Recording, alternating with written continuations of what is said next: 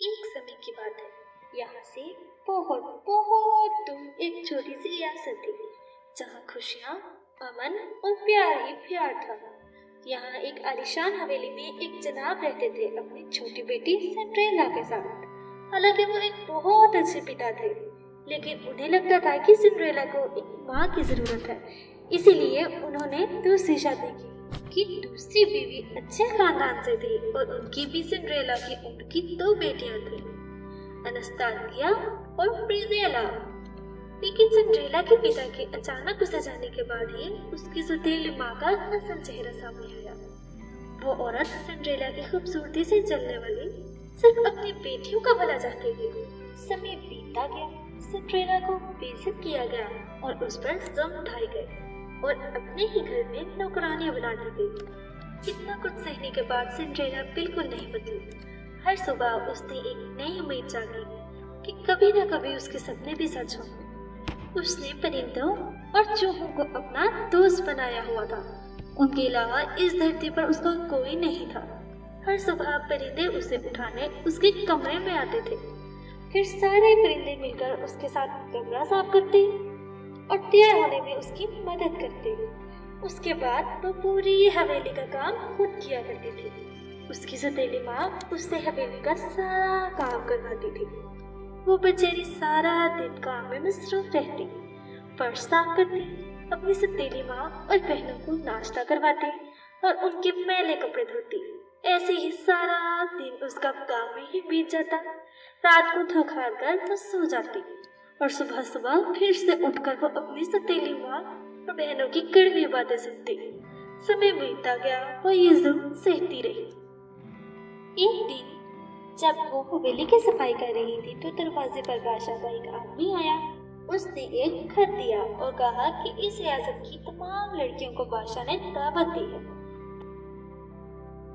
वो अपने बेटे के लिए लड़की ढूंढ रहे थे जो उनके शहजादे को पसंद आ जाए। सिंड्रेला वो खत पकड़कर सोचने लगी कि उसकी सौतेली माँ कभी भी उसको इस पार्टी में जाने नहीं देगी। यही सोचते सोचते वो अपनी सौतेली माँ के पास गई और ये खत उनको दे दिया। उसकी माँ वो खत पढ़ रही थी कि सिंड्रेला सोचने लगी कि वो पार्टी में जाने की इजाजत कैसे ले। फिर उसकी सौतेली माँ ने सिंड्रेला को कहा कि तुम कल अपनी बहनों के तैयार होने में मदद करना, क्योंकि इस पार्टी में सबसे ज्यादा प्यारा उन्हें ही लगना होगा। यह सुनकर सिंड्रेला कुछ कहे बगैर ही आ गई। सुबह हुई और उसने इरादा किया कि आज वो अपनी सौतेली माँ के इजाजत लेकर आएगी। वो माँ के पास गई और जाने की इजाजत मांगी, लेकिन ऐसे कैसे हो सकता था कि उसकी माँ उसे ऐसे ही इजाजत दे देती। उसकी सौतेली माँ कहने लगी, तुम पूरी हवेली का काम करो, सफाई करो, फर्श साफ करो और बड़े कमरे का कलीन भी साफ कर देना और मैले कपड़े भी धो देना। शाम को अपनी बहनों की तैयारी में उनकी मदद करना। अगर तुम्हारे पास कोई ढंग के कपड़े हों तो चली जाना। सिंड्रेला ये सुनकर बहुत उदास हुई। उसने सोचा कि सारा दिन तो काम में ही बीत जाएगा, अपनी पार्टी के लिए ड्रेस नहीं बना पाएगी। और सोचते हुए उसे उसके दोस्त परिंदे और चूहे देख रहे थे। उनको सिंड्रेला पर बहुत तरस आया कि सिंड्रेला काम में मसरूफ हो गई। उधर उसके दोस्तों ने उसे खुश करने के लिए उसकी ड्रेस बनाने का सोचा। वो सब सिंड्रेला के सौतेली बहनों के कमरे में गए। वहां उन्होंने देखा कि दोनों बहनें चीजों से लड़ रही हैं। वो अपनी माँ से कह रही थी कि ये इतनी पुरानी सैश मैं कभी नहीं पहनूंगी, और दूसरी ने कहा, ये गंदा सा नेकलेस मैं नहीं लूंगी। ऐसे ही दोनों ने वो चीजें फेंक दी। सिंड्रेला के दोस्तों ने सारी चीजें ड्रेस बनाने में लगा दी और शाम तक एक हसीन ड्रेस बना लिया। सारा दिन सिंड्रेला घर का काम करती रही। शाम को अपनी बहनों को तैयार करके अपने कमरे में आ गई। वो बहुत उदास थी क्योंकि सारा दिन वो काम करती रही, जिसकी वजह से उसका ड्रेस नहीं बन पाया। फिर उसने अपनी अलमारी की तरफ देखा तो वहाँ एक सुंदर सा ड्रेस पड़ा था जो उसके परिंदे और चूहों दोस्तों ने मिलकर तैयार किया था। उसकी माँ और बहनें जाने ही वाली थी कि वो भी साथ आ गई। कहने लगी कि माँ, आपने मुझे कहा था सारा काम करके अगर ढंग के कपड़े हों तो आ जाना। देखिए ना, ये कितना हसीन है। कि देखकर उसकी माँ ने कहा कि ये नेकलेस तो बड़ा सज रहा है। जिस पर उसकी दोनों बहनों को पता चल गया कि ये नेकलेस और सैश उनकी है।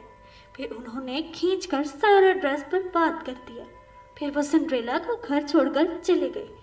सिंड्रेला रोते हुए जंगल की तरफ चली गई। वो उदास सिंड्रेला रोने में मसरूफ थी कि वहां एक परी आई और कहने लगी कि सिंड्रेला, तुम मत रो, आज की पार्टी में तुम जरूर जाओगी। सिंड्रेला कहने लगी, मैं नहीं जा सकती, मेरा ड्रेस खराब हो गया है। परी ने कहा, ये तुम मुझ पर छोड़ दो। परी ने उसके कपड़े का नाप लिया और अपनी जादू की छड़ी से उसके फटे कपड़ा को एक खूबसूरत फ्रॉक में तब्दील कर दिया। ये देखकर सिंड्रेला और उसके दोस्त चौंक उठे। फिर परी ने सोचा कि अब जल्दी पहुंचने के लिए तुम्हें सवारी की जरूरत है। उसने एक प्यारी सी बग्गी बना दी और उसके दोस्तों को बग्गी चलाने के लिए बिठा दिया। फिर सिंड्रेला को बताया कि ये सब चीजें रात 12 बजे से पहले पहले रहेंगी, उसके बाद ही गायब हो जाएंगी। तुम्हें पार्टी से जल्दी आना होगा। सिंड्रेला उसकी बात समझ गई और बग्गी में सवार होकर महल की तरफ गई। सारे मेहमान तकरीबन पहुंच ही गए थे। वो भी वक्त पर पहुंच गई। जब एक एक लड़की करके शहजादे के सामने जा रही थी तो शहजादे की नजर सिंड्रेला पर पड़ी। वो इतनी सुंदर लग रही थी कि शहजादा उसे देखते ही उसकी तरफ बढ़ा और डांस करने की दावत दी। सिंड्रेला खुद को रोक ना पाई और शहजादे के साथ डांस करने लगी। डांस करते करते वो बाग में चले गए। वहाँ उन्होंने बहुत सारी बातें की और फिर रात के 12 बजने ही वाले थे कि सिंड्रेला को सब कुछ याद आ गया जो परी ने उससे कहा था। वो वहां से शहजादे को बिना कुछ बताए भाग गई थी। शहजादा उसके पीछे पीछे उसे बुलाता रहा, लेकिन उसने शहजादे की एक ना सुनी। वह सीढ़ियों से उतरकर बग्गी की तरफ भाग ही रही थी कि उसके सैंडल का एक पैर उधर ही गिर गया। वक्त कम होने की वजह से वो उसे उठा न सकी और ऐसे ही भाग गई। फिर बग्गी को इतनी तेज भगाया जितना हो सकता था। रात के 12 बजते ही उसकी बग्गी भी बदल गई और उसके कपड़े भी, लेकिन जूते का एक पैर उसके पास ही था। वो उस जूते को पकड़कर सोचने लगी कि काश मेरा ये लम्हा सारी जिंदगी मेरे साथ होता और ये रात के 12 कभी ना बजते। फिर अगली सुबह ऐलान किया गया कि जूते का एक पैर जो शहजादे के पास था, पूरी रियासत में जिस लड़की के पैर में पूरा हो गया तो शहजादा उसी से शादी करेगा। यह सुनकर सिंड्रेला अपने जूते का दूसरा पैर लेने कमरे में गई। उसकी सौतेली माँ को पता चल गया था कि वह यही लड़की है, इसीलिए उसने बाहर से दरवाजा बंद करके चाबी अपनी जेब में रखी। बादशाह का आदमी उस जूते को पहनाने उनके घर आया तो दोनों लड़कियों ने उसे पहना, लेकिन दोनों में से किसी को पूरा न आया। इतनी देर में चूहों ने सिंड्रेला की सतीली माँ की जेब से चाबी निकालकर सिंड्रेला का दरवाजा खोल दिया। वो आदमी जाने ही वाला था कि सिंड्रेला ने उसको रोक लिया और कहा, ये जूता मुझे पूरा है। आदमी ने सिंड्रेला को पहनाया तो सच में उसे ये जूता पूरा आ गया था। इस पर उसकी सौतेली माँ बहुत शर्मिंदा हुई।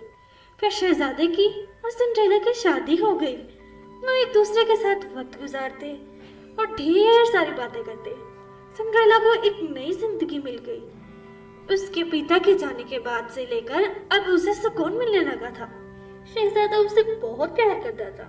और रही बात सिंड्रेला की तो सौतेली बहनों की, वो सिंड्रेला के साथ उसके महल में रहने लगे, सिर्फ इस शर्त पर कि वो सिंड्रेला के सारे काम करेंगी।